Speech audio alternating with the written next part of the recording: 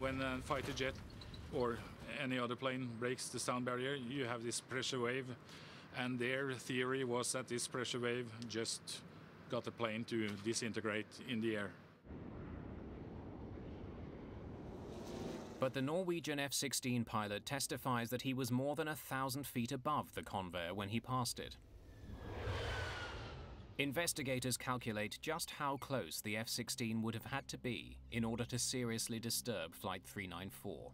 They determined that for the F-16's pressure wave to have affected the Convair, it would have had to fly within a few meters of the plane. There's no evidence the two planes were ever that close. Okay, good work. 90% of the plane's wreckage has been recovered from the sea. But investigators still don't know what caused the Convair's tail to come off in mid-air.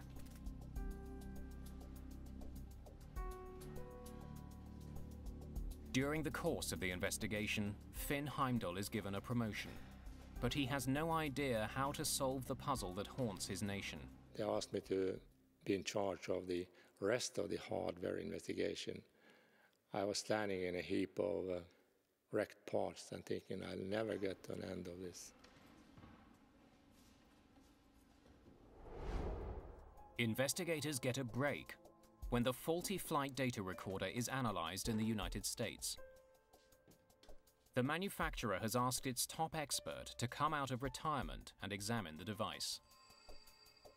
Manufacturer Fairchild referred us to a previous employee, and we found him in California. The expert tells investigators that the needle that was supposed to be recording the plane's altitude was shaking so much that it was leaving another mark on the foil. But then he goes one step further. The FDR has a capacity to record for hundreds of hours. By unspooling the metal foil completely, he sees that the FDR has been vibrating severely for months. We saw that this had happened something like 360 operations hours before the accident. I had never seen an abnormality like that before, and it took us a while to figure out what was going on here. It now seems the APU wasn't the only thing vibrating on this plane. Investigators decide to chart the history of the vibrations chronologically. They notice an unusual change in the pattern of vibrations.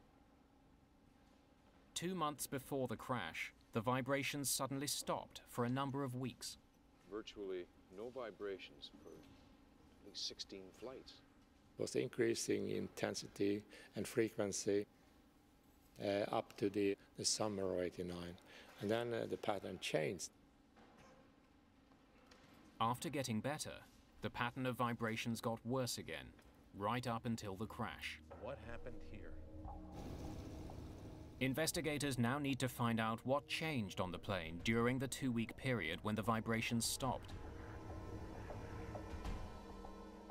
Why was it out of service? Where was the work done?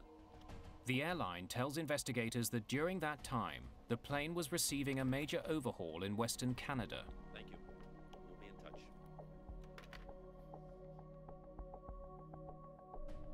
The work was done by the plane's previous owner, a Canadian company that specializes in servicing Convairs.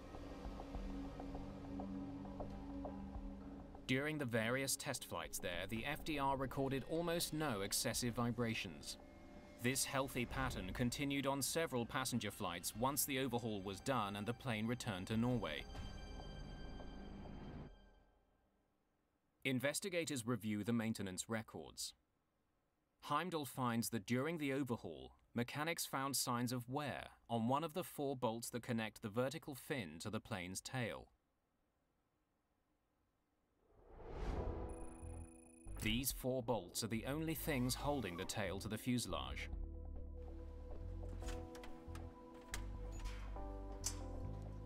During the overhaul of the Convair in July of 1989, a mechanic replaced one of the 4 bolts.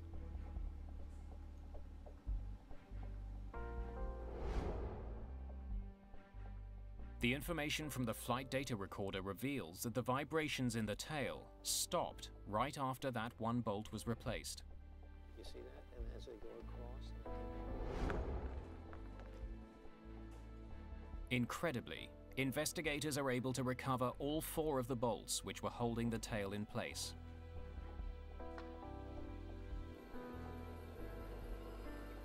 Terry Heaslip thoroughly analyzes the bolts. He makes a final stunning discovery. The 3 bolts that weren't replaced were not approved parts. We did metallurgical testing and we did mechanical testing. And by doing all of these analyses, we worked out that the 3 of the assemblies were not up to scratch. They were bogus assemblies. His analysis shows that the faulty bolts were incorrectly heat-treated when they were made. As a result, they are only 60% as strong as they should have been. Investigators finally know why the tail was vibrating for months. Got something for me? 3 of the bolts holding it in place were too weak. They just weren't hard enough. Unbelievable. 3 bolts holding the tail to the rest of the plane were not authentic parts. They were well-disguised fakes.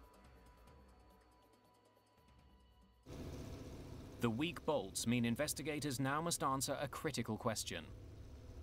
Why didn't the tail come off in the previous 16 flights where it vibrated excessively? Why this last flight? Investigators already know that on the day of the accident flight, a power generator wasn't working, and that the pilots improvised a solution. Okay, I want you to write this in the logbook. Released for flight with APU generator operative. We'll use the APU to power the left side AC system. APU is coming on. The pilots didn't realize that the APU mount was broken and the motor was vibrating considerably. Their decision to run it throughout the flight made a bad situation worse. The reason why things got bad on this particular flight is that the APU was literally floating on 2 mounts instead of 3. This, along with the faulty bolts, created even more vibrations in the tail of the plane. And when you get the 2 of them shaking, if they ever get into sync, what we call resonance with each other, disaster.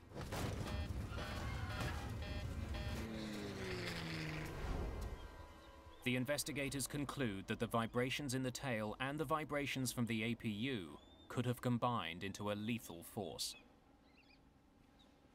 Now, this is what we got from the guys at MIT. But technically, the vibrations could have torn the plane apart. If the 2 loose items start to vibrate in the same frequency, now you're going to get, or a multiple of that frequency, you get what's called coupled harmonics.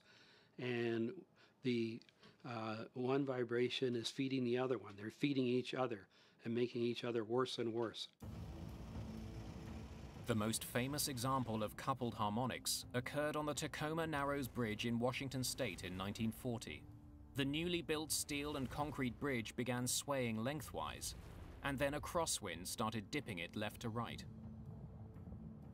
The 2 vibrations moving in different directions combined to create a violent twisting motion that tore the bridge apart.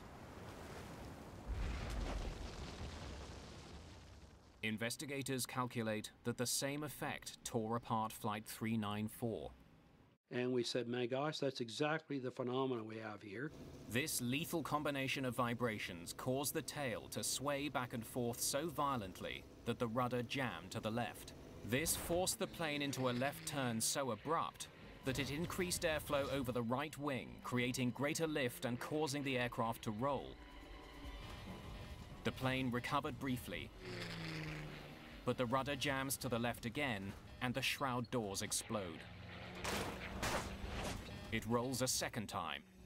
The tail begins to disintegrate. After that, the crew didn't have a hope. Investigators conclude that it was the